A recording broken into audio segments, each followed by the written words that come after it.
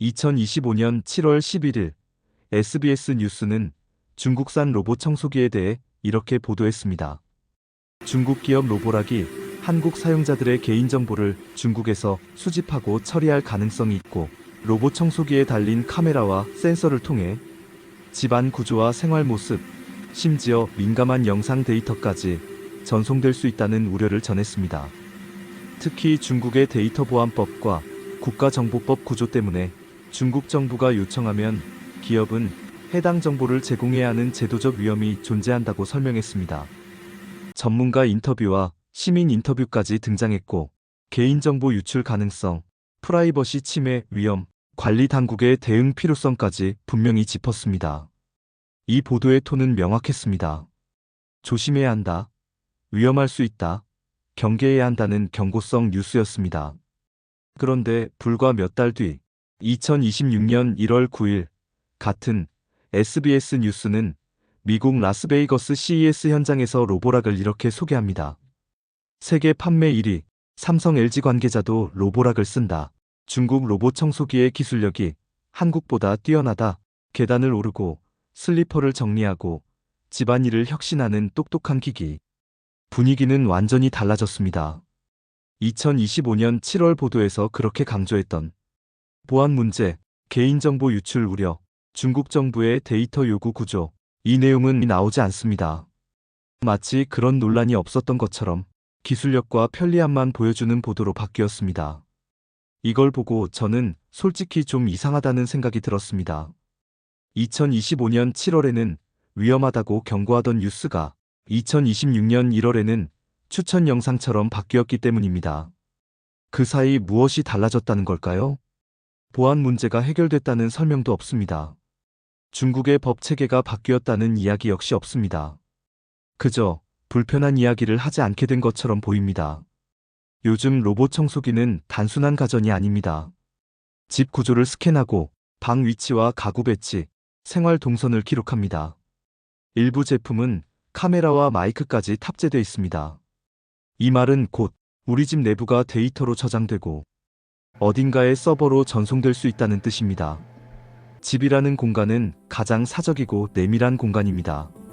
밖에서 찍힌 사진과 집 안에서 찍힌 영상은 전혀 다른 차원의 문제입니다. 실제로 과거 가정용 CCTV나 베이비캠이 해킹돼 집안 영상이 해외 커뮤니티나 불법 사이트에 올라간 사례도 있었습니다.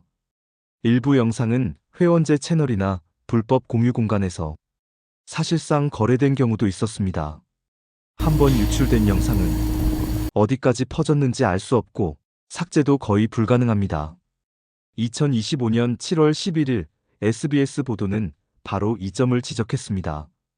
특히 중국 기업의 경우 중국 데이터보안법과 국가정보법 때문에 중국 정부가 요청하면 기업은 정보를 제공해야 하는 구조가 존재한다고 설명했습니다.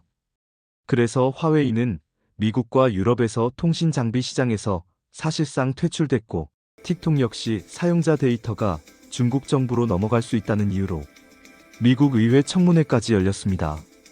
이 기업들이 기술력이 부족해서 배제된 것이 아닙니다.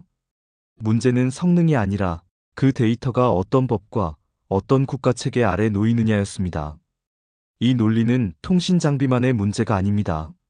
집 안을 돌아다니며 우리 생활을 기록하는 로봇 청소기에도 그대로 적용될 수 있습니다. 그리고 또 하나 중요한 차이가 있습니다. 사고가 발생했을 때 책임 구조입니다. 삼성이나 LG 같은 국내 기업 제품에서 보안 사고가 발생하면 언론 보도, 정부 조사, 과징금, 집단 소송까지 이어질 수 있습니다. 기업 입장에서는 장기간 치명타입니다. 하지만 해외 기업, 특히 중국 기업 제품에서 같은 문제가 발생하면 소비자가 실질적으로 책임을 묻기는 훨씬 어렵습니다. 법적 절차도 복잡하고 회사가 한국 시장에서 철수해버리면 피해를 구제받기도 힘든 구조입니다. 이 차이는 기술의 문제가 아니라 제도와 책임의 문제입니다. 그런데 2026년 1월 9일 SBS 보도에서는 이 모든 맥락이 빠지고 기술력과 편리함만 강조됩니다. 이건 정보 전달일까요? 아니면 소비를 자극하는 메시지일까요? 여기서 중요한 지점이 하나 있습니다. 같은 언론이 같은 주제를 놓고 불과 몇 달 차이로 이렇게 다른 메시지를 낸다면 이 두 보도를 모두 본 시청자라면 뭔가 달라진 게 있나? 왜 이렇게 방향이 바뀌었지?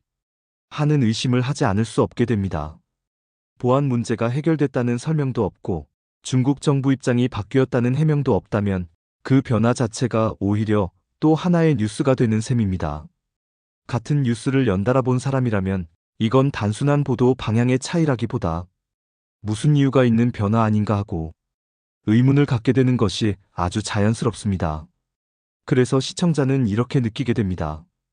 이건 광고 문구는 아니지만 효과는 광고와 거의 같습니다. 어쩌면 기업이 만든 광고보다도 더 강한 광고 효과를 낸 뉴스라고 볼 수도 있습니다. 뉴스라는 것은 원래 좋은 점과 함께 위험 요소와 논쟁 지점도 같이 보여줘야 합니다. 그래야 시청자가 스스로 판단할 수 있습니다. 2025년 7월 보도는 경고였고 2026년 1월 보도는 홍보처럼 보입니다. 이 차이를 본 사람이라면 의심하지 않는 게 오히려 이상할지도 모릅니다. 그래서 이 영상의 핵심 질문은 이겁니다. 2025년 7월 11일에는 위험하다고 경고했고 2026년 1월 9일에는 추천처럼 보도했습니다. 그 사이 무엇이 달라졌습니까? 보안 문제가 해결된 겁니까? 아니면 불편한 이야기를 하지 않기로 한 겁니까? 이 영상은 로보락을 공격하려는 것도 아니고 SBS를 비난하려는 것도 아닙니다. 다만 같은 언론이 같은 주제를 놓고 이렇게 다른 메시지를 내놓았다는 사실 자체가 뉴스의 신뢰라는 측면에서 영상을 만드는 의미가 있다고 생각합니다. 기술은 발전합니다. 하지만 신뢰는 더 조심해서 다뤄야 합니다. 특히 집안을 기록하는 기기라면 더 그렇습니다. 여러분은 어떻게 보시나요? 2025년 7월 11일 SBS 보도와 2026년 1월 9일 SBS 보도, 어느 쪽이 더 뉴스다웠다고 느끼시나요? 저는 전문가는 아니지만 상식적으로 생각하는 사람입니다. 스스로 생각하지 않으면 누군가에게 쉽게 당합니다.